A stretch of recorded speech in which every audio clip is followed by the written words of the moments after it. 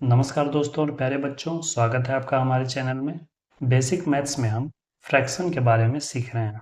पिछले कुछ वीडियोस में हमने फ्रैक्शंस के प्रकार जैसे like fraction, unlike fraction, proper fraction, improper fraction तथा इक्विवेलेंट फ्रैक्शन के बारे में सीखा। आज के इस वीडियो में हम कंपैरिजन ऑफ फ्रैक्शंस, भिन्नों की तुलना करना सीखेंगे, जिसमें हम भिन्न संख्या को दूसरे भिन्न संख्याओं के साथ तुलना करना सीखेंगे, ताकि हम भिन्न संख्याओं को आरोही क्रम, अवरोही क्रम इत्यादि में सजा सकें। जैसे मान लीजिए कुछ भिन्न संख्याएं दी हुई है। अगर कहा जाए कि इन संख्याओं को आरोही क्रम या अवरोही क्रम में व्यवस्थित करें, तो इसके लिए हमें ज्ञात करना होगा कि इन सभी संख्याओं में सबसे छोटी या सबसे बड़ी संख्या कौन है, और फिर उसके अपेक्षा उससे छोटी या उससे बड़ी संख्या कौन है। तभी इसे हम आरोही क्रम या अवरोही क्रम में व्यवस्थित कर पाएंगे। तो आज के इस वीडियो में हम इन्हीं भिन्न संख्याओं की तुलना करना सीखेंगे कि अलग अलग तरह की भिन्न संख्याओं को आपस में कैसे तुलना किया जाए कि कौन बड़ा है और कौन छोटा। तो इसके लिए जो अलग अलग कंडीशंस हो सकते हैं, उन सभी कंडीशंस को एक एक करके देखते हैं। पहला कंडीशन है यदि सभी भिन्न संख्याओं के हर समान हो। मान लीजिए ये कुछ भिन्न संख्याएं दी हुई है, इसे हमें आरोही क्रम में व्यवस्थित करना है। तो इसमें हम देख रहे हैं कि जितने भी भिन्न संख्याएं हैं उसके डिनोमिनेटर में, उसके हर में 5 है, यानी कि हर उसका समान है। तो जब हर समान रहे तो हम अंश को देखेंगे।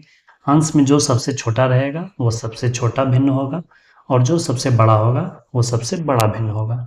तो इसमें हम देख रहे हैं अंश में सबसे छोटा कौन है, 1 है। तो 1/5 सबसे छोटा हुआ। 1 के बाद फिर 3 है, तो इसके बाद 3/5 हो गया। 3 के बाद फिर 6 है, 6/5। 6 के बाद 7 है, 7/5। 7 के बाद फिर 9 है, 9/5। 9 के बाद 10 है, 10/5। और 10 के बाद 13 है, 13/5। तो यदि हर समान हो तो अंश में सबसे छोटा जो होगा वह सबसे छोटा भिन्न होगा, और सबसे बड़ा संख्या जो होगा वो सबसे बड़ा भिन्न होगा। यह बिल्कुल सिंपल है। अब आइए दूसरा कंडीशन देखते हैं। यदि दिए गए सभी भिन्न का अंश समान हो और हर अलग अलग हो, जैसे इस तरह कुछ भिन्न दिए गए हैं, इसे आरोही क्रम में व्यवस्थित करना है। तो इसमें हम देख रहे हैं कि सभी भिन्न संख्याओं का जो अंश है, न्यूमरेटर है, वह समान है। तो ऐसी स्थिति में हम डिनोमिनेटर में जो संख्या है, हर में जो संख्या है, उसे देखेंगे। हर में जो सबसे बड़ी संख्या रहेगी उसका वैल्यू सबसे छोटा होगा, यानी कि इसमें से हर में सबसे बड़ी संख्या कौन है, 10 है। तो 5/10 इन सभी भिन्नों में से सबसे छोटा होगा, यानी 5/10 सबसे छोटा।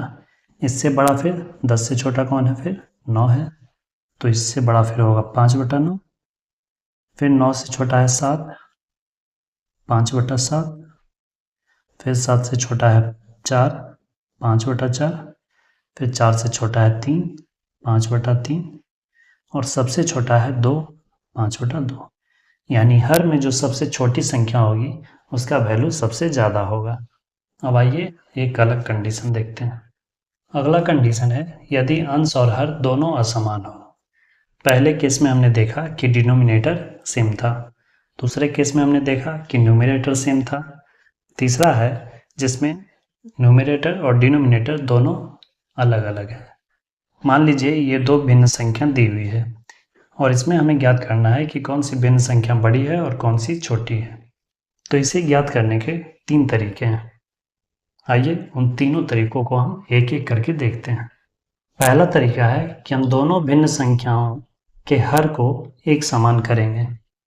यहाँ है 4/5 और ये एक भिन्न है 7/6। तो हम क्या करेंगे कि इन दोनों भिन्न संख्याओं के समतुल्य एक भिन्न संख्या बनाएंगे, और उसमें हम यह ध्यान देंगे कि नीचे जो संख्या है उसी से आपस में मल्टीप्लाई करें। यहाँ 5 है, यहाँ 6 है, इसमें हम 6/6 से गुना करेंगे और इसमें हम 5/5 से गुना करेंगे।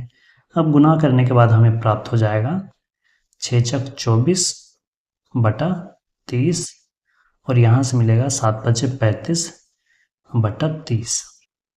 तो इस तरह हमें यहाँ पे समान हर प्राप्त हुआ। अब जब हर समान हो तो अंश में जो बड़ी संख्या होती है वही बड़ी होती है। तो इस तरह 35/30 यानी 7/6 बड़ी संख्या होगी और 4/5 छोटी संख्या होगी। दूसरा तरीका देखते हैं। दूसरा तरीका है, दोनों जो भिन्न संख्या दी हुई है उसका भागफल हम ज्ञात कर देंगे। अगर 4 में हम 5 से डिवाइड करेंगे तो 0.8 आएगा, और अगर 7 में 6 से डिवाइड करेंगे तो 1.16 आएगा। तो इसमें यहाँ आया 0.8 और यहाँ आया 1.16, तो 1.16 बड़ा है। इसका अर्थ हुआ 7/6 बड़ा है।